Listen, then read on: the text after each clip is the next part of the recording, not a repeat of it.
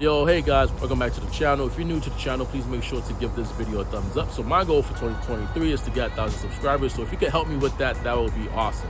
So I'm gonna just cut straight to the chase today. I'll just be talking about 5 things that could possibly go wrong with the 2015 RCF. So this is my 2015 RCF, and I purchased it maybe back in August. So I've currently owned it for maybe about 4 months or so.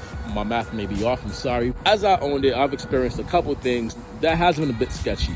But the car has been reliable, but I've just experienced 5 things that has been sketchy, and these 5 things are things that other people have also experienced. So in this video, I'll just be naming those 5 things. This could be helpful whether you are looking into purchasing an RCF for yourself, or if you already have one and maybe none of these things have occurred to you yet, or at all. I don't know. It might not be guaranteed, but this is just things that I have experienced.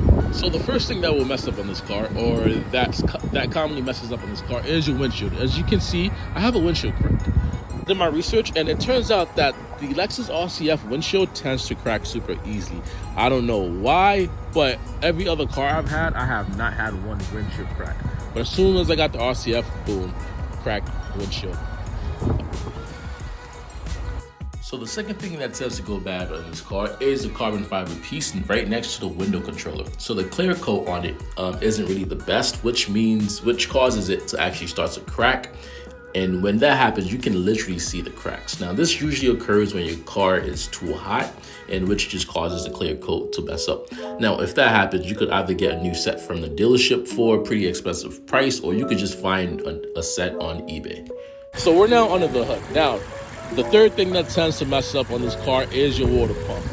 I'm no mechanic, but I think the water pump is somewhere here. Some people hear loud chirping sounds coming from around here. Now, unless you purchase this car with a bird, then you really shouldn't be hearing a loud chirping sound. Moving on to the back of the car, the fourth thing that tends to mess up on this car is your amp. So basically, the amp is what controls your audio.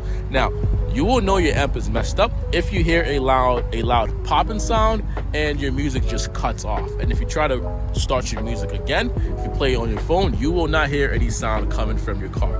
That's how you know that your amp has messed up. Now, usually that actually auto fixes for a lot of people. Like, it just cuts off, then it randomly starts again. But other people, it has an auto fix. So other people actually had to just buy a new amp, unfortunately. And we are actually back under the hood for the 5th and final thing. It's more like a maintenance thing, but pretty much the oil. It's the oil. So this oil, for me, I've experienced that this car can consume a lot of oil if you push it hard.